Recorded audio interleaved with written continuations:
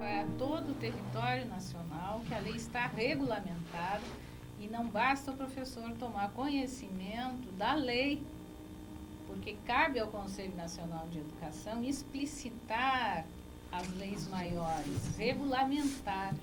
E no momento em que essas diretrizes curriculares, que estão contidas no parecer 3/2004 do Conselho Pleno e da Resolução 1/2004 do Conselho Pleno do Conselho Nacional de Educação, passaram essas diretrizes, elas têm força de lei, porque elas explicitam a lei, elas indicam caminhos por onde se pode implantar concretamente a lei.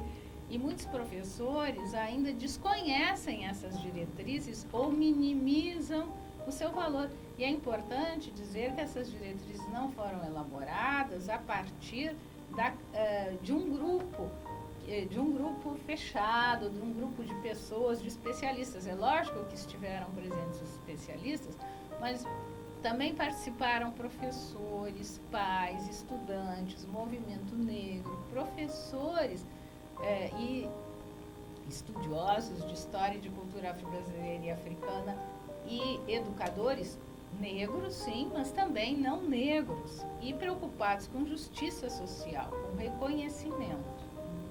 Então, o que eu gostaria de enfatizar é isso.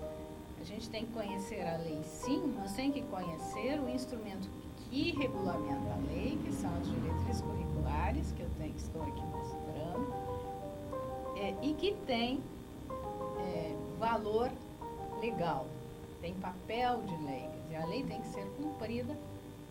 E eu gostaria ainda de esclarecer, não se trata de uma camisa de força, os documentos legais, como as leis, à medida que a sociedade cresce e se transforma, que a história humana vai crescendo, elas também se modificam.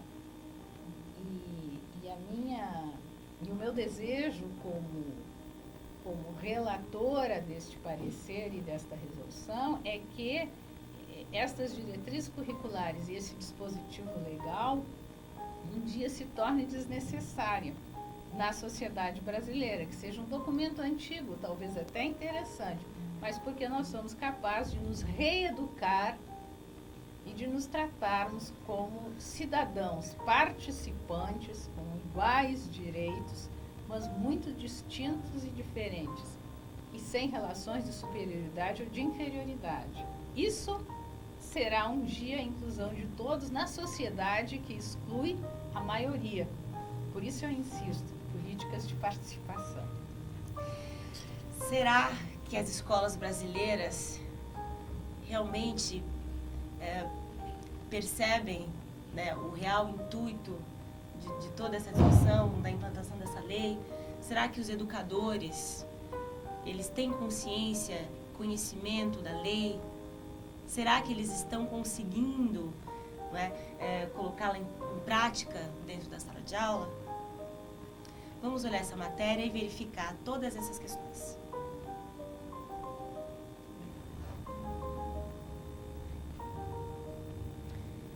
Estamos de volta com o programa Educação Falamos de Inclusão, com as nossas convidadas, discutindo temas a respeito da inclusão étnica, racial e cultural na escola brasileira.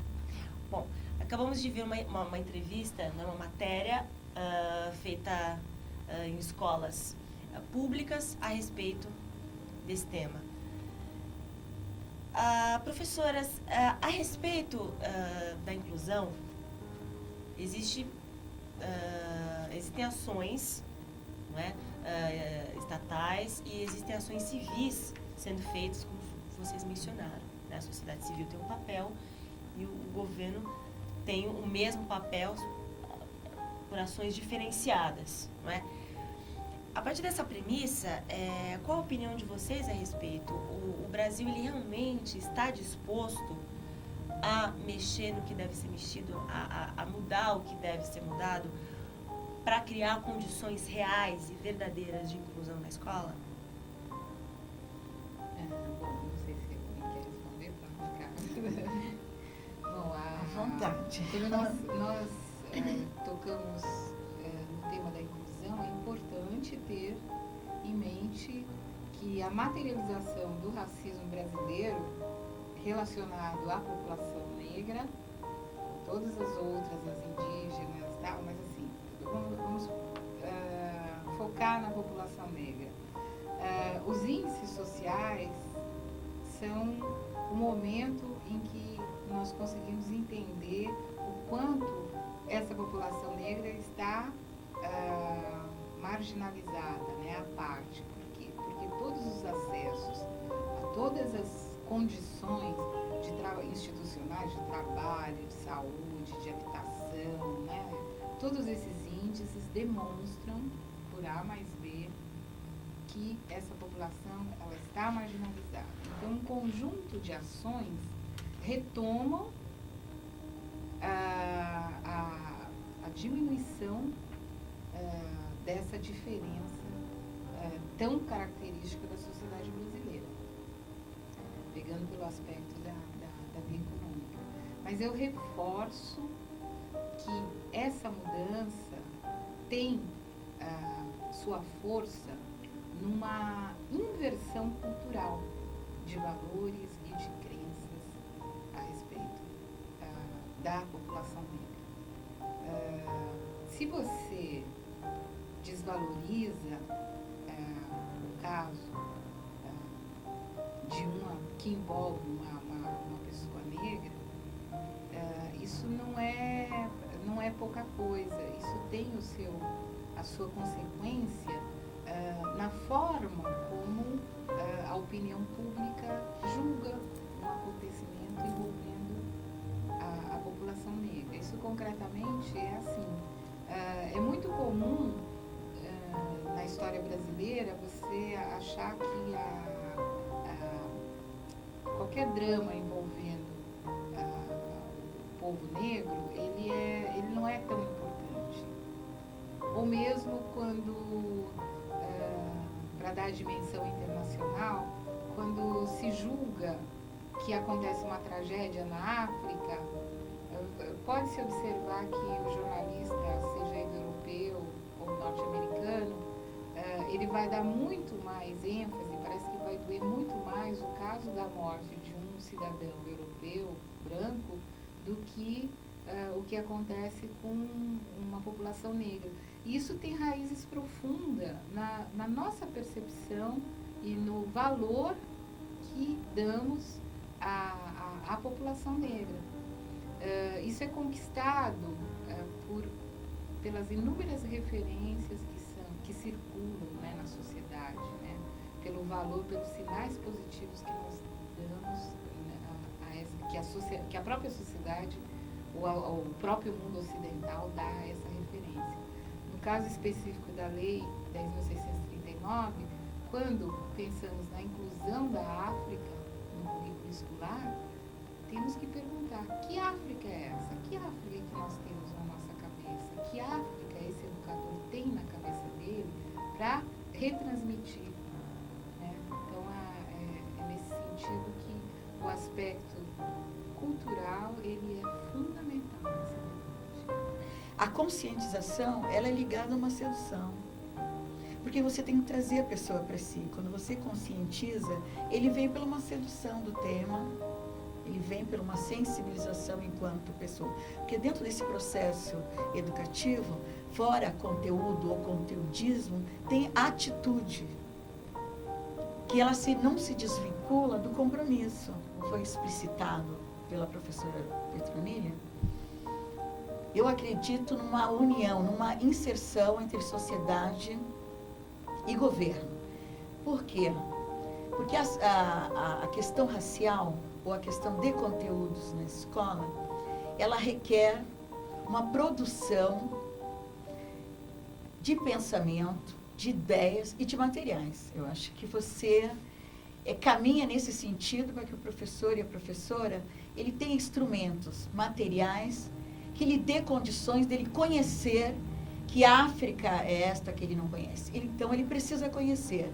Então, qual que é a nossa preocupação em relação a você, professor? Que você tenha do Estado, que é o responsável pelas políticas públicas, não universalista, mas políticas públicas, também específicas nesse tema, dê oportunidade que vocês possam viajar nesse universo desta África, que não é uma África, mas é um continente, mas que as diretrizes curriculares já nos conduz como a gente pode estar norteando o nosso trabalho pedagógico do nosso cotidiano. Eu vou me permitir ler uma passagem que está nessa publicação, a página 26, no final e 27, que diz assim: cumprir a lei é responsabilidade de todos e não apenas do professor na sala de aula. Exige-se, assim, um comprometimento solidário dos vários elos do sistema de ensino brasileiro, tendo-se como ponto de partida o presente parecer, que, junto com outras diretrizes e pareceres e resoluções, tem o papel articulador e coordenador da Organização da Educação Nacional. Então, estas diretrizes, elas têm, como outras diretrizes curriculares nacionais, né, ela tem o papel articulador e coordenador da organização do sistema de ensino. Então, o professor, ele é uma figura importante, central, mas não é única. Quer dizer, o que fez a lei? A lei corrigiu uma distorção, né? Vocês já devem ter ouvido, lido, e a gente espera que sejam sensíveis ao sofrimento das crianças, dos jovens e também dos adultos negros pela forma depreciativa com que a sociedade os tratam, nos trata. Né? Isso se estende, são 500 anos, sem correção. Não é? E se a gente for ver os dados estatísticos mostrando a desvantagem dos negros em relação à educação, à saúde, a trabalho, a salários, a gente pode dizer, não existe uma lei que tenha instituído o racismo no Brasil. Mas a sociedade brasileira gosta de ser assim. Porque ela atravessou, por exemplo, pelo menos, todo o século XX, ouvindo e fingindo que não via, reivindicações e propostas do movimento negro. Finalmente, foi instituída, como a sociedade não ouviu, o Estado teve que tomar uma posição. Então, o que aconteceu? A Lei 10.639 é uma política de Estado. Quando eu insisto de Estado, significa não importa o governo que esteja ocupado, não é, de gerir a nossa vida política, econômica, social, ela permanece. Então, a intervenção do Estado é para quê? Vamos corrigir um erro. Nós queremos continuar sendo uma sociedade racista, uma sociedade excludente, uma sociedade que só valoriza um segmento social, que a Heloísa já mencionou.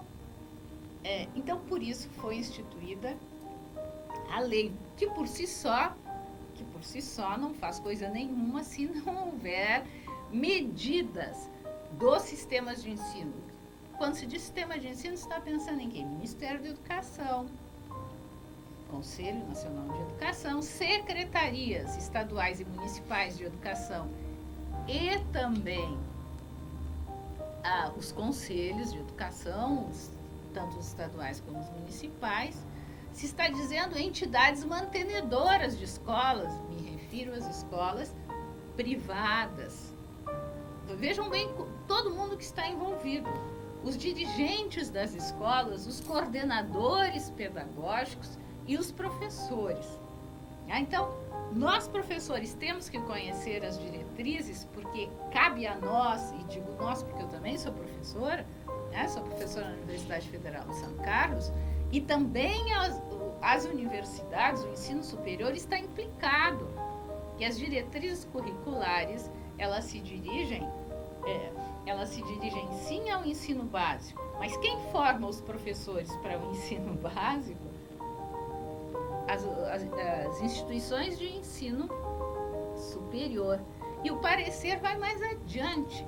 se estamos falando de educação das relações étnico-raciais, isso não pode se restringir ao ensino básico. Atinge o ensino, portanto, da educação infantil ao ensino superior. E todas as carreiras, está escrito no parecer, devem estar atentas à educação das relações étnico-raciais e aqueles aspectos, vou dizer, de conteúdos que são de interesse da população negra. Assim, é inadmissível que haja um curso de medicina que não trate do que se chamam de doenças étnicas e que atingem a população negra. Um exemplo, a anemia falciforme, né? A incidência de pressão alta maior na população negra. O curso de medicina tem que estudar essas questões. Não se admite um curso de direito, portanto, um curso superior, que passe batido a legislação que diz respeito ao racismo, à discriminação racial e a toda sorte de discriminação. Então, tem que ser tratados conteúdos nos cursos, não necessariamente como se vê, não necessariamente história e cultura afro-brasileira e africana, mas também porque a África, como nós sabemos, a África, antes da chegada dos europeus, tem sua história, tem sua cultura. Quantos aqui sabiam, os que leram o parecer sabem, que em África pré-colonial, quer dizer, antes da chegada dos europeus, havia universidades. E vocês devem ter visto alguma notícia recente de que a Universidade de Tombouctou, que era no Mali, que há uma infinidade de documentos escritos, escritos em árabes e também em outras línguas que estão a perigo, que há uma necessidade de investimento, claro, internacional, porque isto é patrimônio da humanidade. Então, esse conhecimento incide. Outra coisa importante, não, talvez eu vá dizer depois, porque nós vamos tratar dos conteúdos. Então, o que eu quero dizer é o seguinte: todas as áreas do conhecimento, elas têm alguma relação ou uma origem em África. Basta a gente dizer que o ser humano mais antigo que nós conhecemos, de que temos notícia até hoje, né? Está em África e era uma mulher, né? A ossada foi encontrada no Quênia de uma mulher com caracteres africanos. Então, a mãe da humanidade, ela é africana. Logo, o conhecimento humano começa a ser gerado na África.